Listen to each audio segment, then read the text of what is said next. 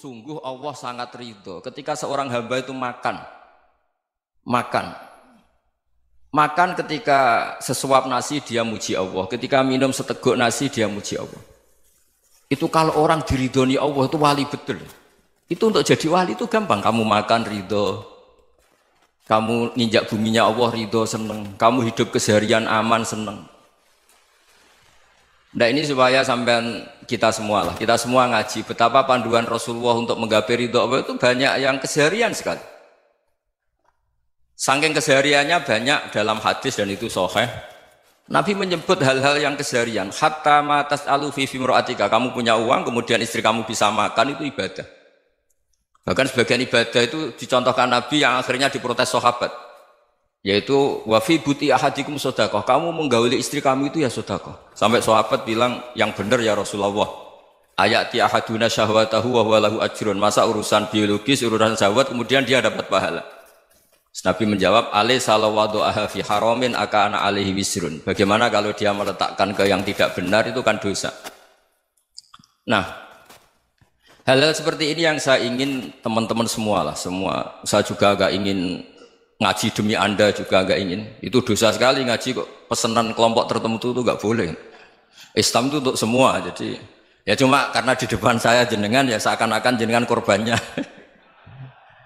Itu ada ilmunya dalam usul fikih itu. Jadi orang itu harus ngaji usul fikih. Nama yang disebut, mungkin Mas Sufyan masih ingat zaman ngaji usul fikih. Nama yang disebut itu tidak jaminan sebagai prioritas perintah. Jadi misalnya gini, kebetulan yang di depan Nabi itu Abu Dzar. Nabi ya bilang, ya Abu Dzarin ini uhibbuka misalnya, atau ya Mu'ad ini uhibbuka, atau ya Abu Hurairah ini uhibbuka misalnya. Banyaklah riwayat yang Nabi nyebut ya Abu Dzarin, ya Mu'ad, ya Abu Hurairah. Kemudian misalnya Nabi meneruskan khitab, ini uhibbuka, saya mencintai kamu, fakul dubur sholatin, atau sebagian riwayat disebut fala tada'an la dubura kulli sholatin, Allahumma inni ala dzikrika wa syukrika wa husni ibadatik. Saya mencintai kamu, siapa saja. Mu'ad bisa, Abu Dzar bisa siapa? Saya mencintai kamu, mohon kalau habis sholat kamu jangan lupa wiridan Allahumma a'inni ala dzikrika wa syukrika wa husni ibadatik. Ya Allah, tolong kami permudah supaya mudah ingat engkau. Anda tidak bisa mentang-mentang, wong nama saya Parmin, nama saya Purnomo, itu yang diperintahkan Mu'ad misalnya. Jadi yang disebut satu, tapi khitab itu untuk siapa saja.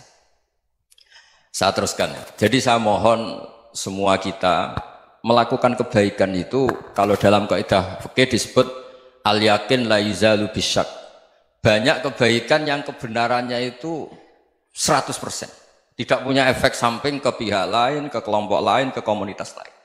Itu tadi misalnya Anda makan dan itu murah sekali, hanya butuh satu piring. Setiap punyaan kamu muji Allah, setiap minum kamu muji Allah. Itu redaksinya Rasulullah SAW disebut Allah sangat ridho ketika seorang hamba makan, kemudian dia memuji Allah. Atau minum, kemudian dia muji Allah.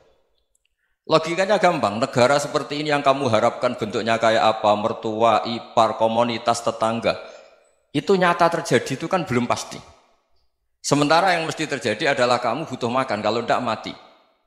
Butuh minum, kalau tidak mati. Butuh bumi yang nyaman ditempati, kalau tidak kita juga mati. Sebab itu Allah kalau menyebut nikmatnya itu hal-hal yang keseharian.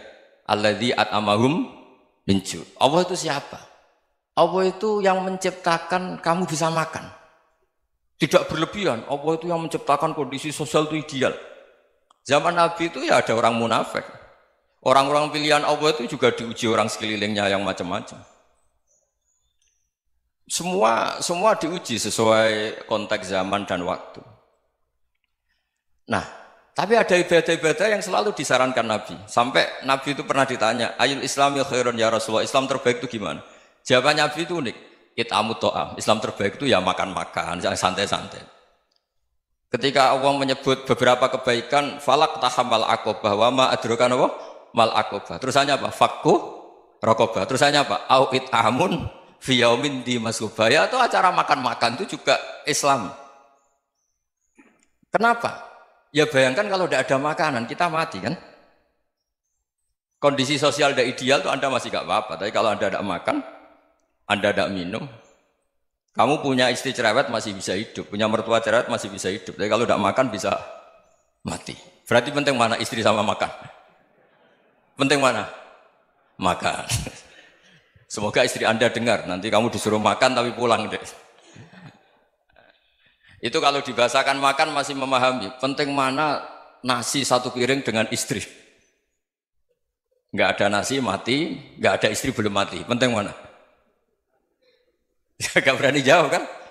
Nah, ternyata Anda ada garang kan di depan istri. Jadi saya mohonlah, mungkin Mas Sufyan Sauri tadi yang bisa bantulah. Teman-teman tuh ngaji yang keseharian saja.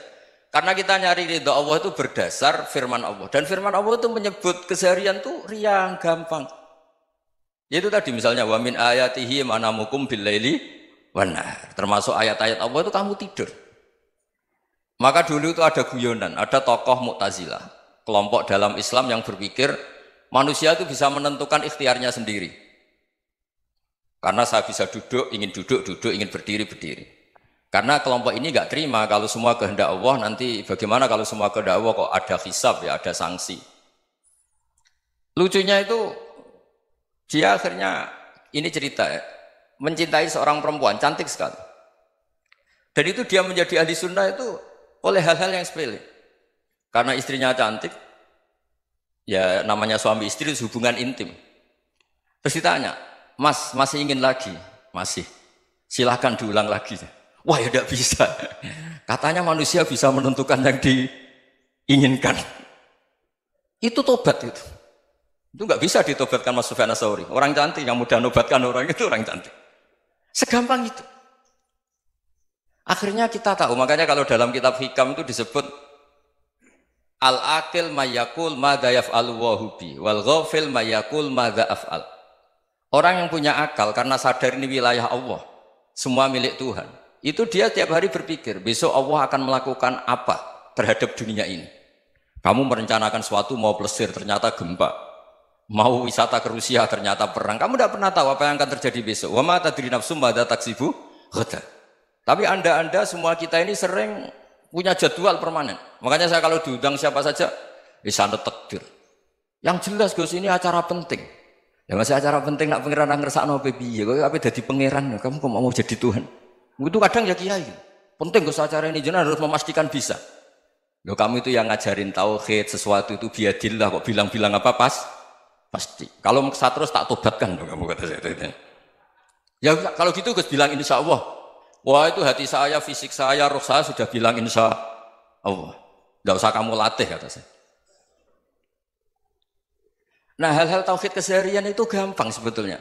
Wal ghafil yaqulu madza af'al. Tapi orang yang lupa Allah dia setiap hari bilang besok apa? Kita bisa melakukan apa? Seakan-akan dia itu aktor, dia penting, dia subjek permanen, dia.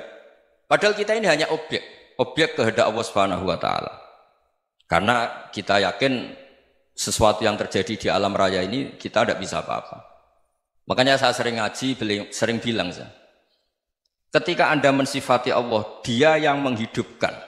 Sudah itu tanamkan, sehingga ketika kita mati, santai saja. Kenapa santai? Allah punya cara menghidupkan kita. Zaman kita hidup juga gak tahu caranya ngelola jantung, ngelola paru-paru. Kamu juga gak tahu ngelola oksigen yang tidak beracun, tidak ngandung polusi. Tahu-tahu hidup. Gak ingin tua ya tahu-tahu tua. Gak ingin mati, tahu-tahu mati. Selama ini kita hidup juga gak tahu apa-apa sebetulnya. Hanya gaya tok, punya jadwal, punya planning. Kalau kamu bisa menentukan pilihan Anda, pasti Anda istrinya cantik, 4 neriman semua, kona'ah semua. Nyatanya enggak kan? Ada 1 jelek, cerewet. Oh itu kan, nyatanya enggak bisa apa-apa Anda kan? Dan kamu bawa mati lagi. Itu kan, istri Anda juga gitu, punya keinginan, punya suami yang ganteng, yang jabat, yang neriman, yang enggak poligami. Ya enggak kesampaian juga. Kalau kita ngitung tingkat kegagalan kita itu gagal terus. Ya kan? Nah, terus ingat Allah, madza yaf'alu wa hubi. Orang yang punya akal selalu berpikir Allah itu menghendaki apa terhadap saya. Loh sama-sama orang gitu. ngelihat orang yang serius, itu kata Anda itu pemikir berat, serius. Senang punya tokoh yang merengut tuh, karena kamu anggap serius. Tapi sebagian orang anggap orang yang serius itu wong merengut, wong masam, wong muka kok ditekuk. Jadi sama itu hati ya muqallibal qulub tsabbit qalbi ala dini, karena kita enggak tahu cara berpikir kita tentang orang lain, tentang sekeliling kita. Misalnya kita orang baik yang jenis ngurmat fakir miskin, ada orang bangun masjid mewah itu janggal. Apa artinya masjid mewah kalau banyak orang kelaparan? Tapi kalau yang jenis pendidikan, apa artinya masjid mewah kalau tidak bisa ngaji? Nanti yang jenis infrastruktur, apa artinya ini kalau semuanya punya sudut pandang yang berbeda-beda. Dan Islam mengapresiasi semua kebaikan. Tapi katakan semua kebaikan itu adalah kehendak Allah Subhanahu wa taala. Karena apapun baik Anda itu pakai fasilitas yang diberikan oleh Allah Subhanahu wa taala. Sehingga ini yang disebut qulillah tsumma darhum fi khawdihim yal'abun. Ya kembali tadi ke tema-tema bahwa keseharian Anda ini sudah Islami.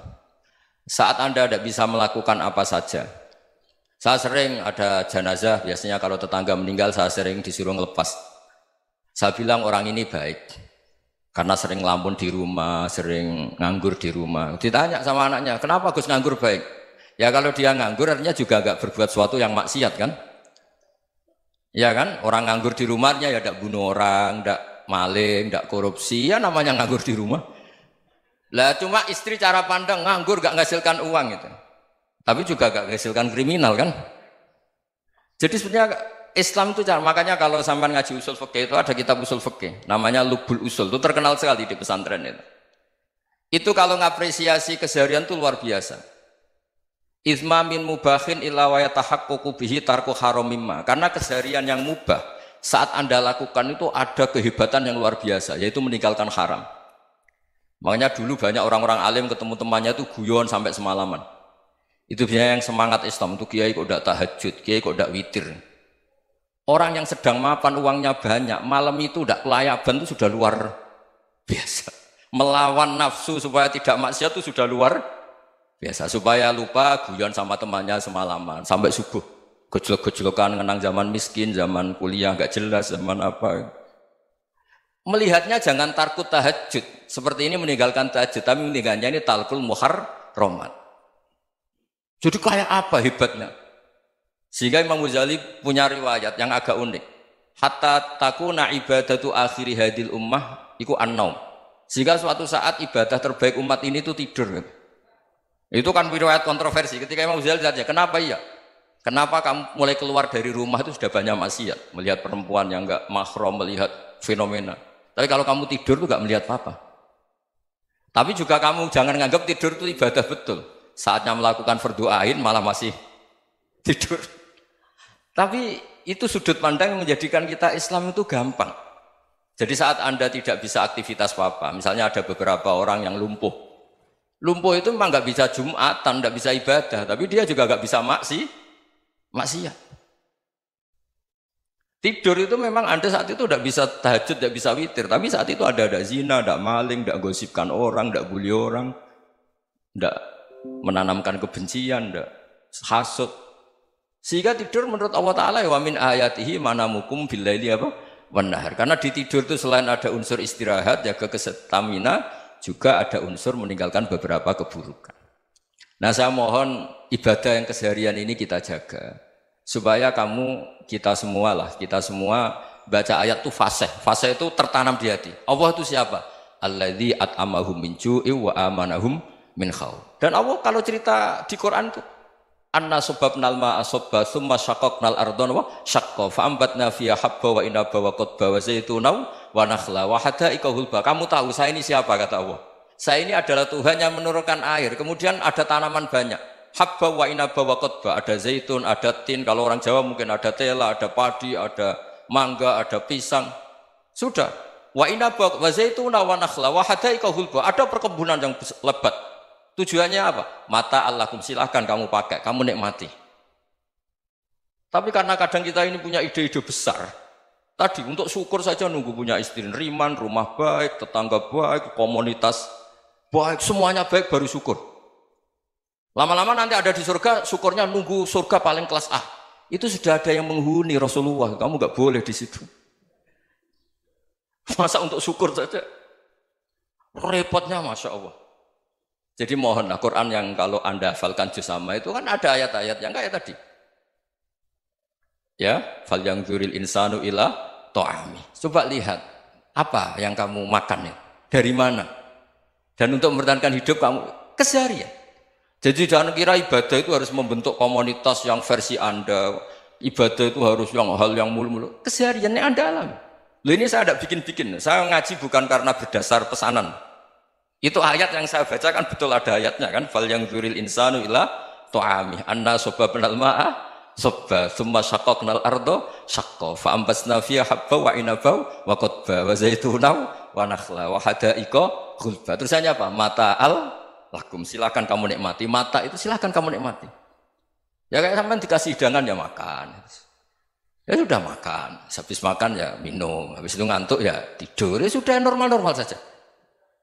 Kayak apa indahnya Islam. Tapi Anda mencari Islam yang gimana lagi? Nah itu yang diajarkan guru-guru kita, diajarkan sanad kita sampai Wali Songo, sampai Rasulullah SAW. Bahwa pada akhirnya ada jihad, ada perang. Itu dulu memang perang, bukan membunuh. Beda. Dulu kita dijajah Belanda ya perang, dan itu normal karena kita dijajah. Jadi ketika orang lain ingin baik sama kita, wa in ahadum minal musyrikin astajaruka ya fajirhu hatta yasma'a kalam Allah. Kalau mereka ingin baik ya kita baik.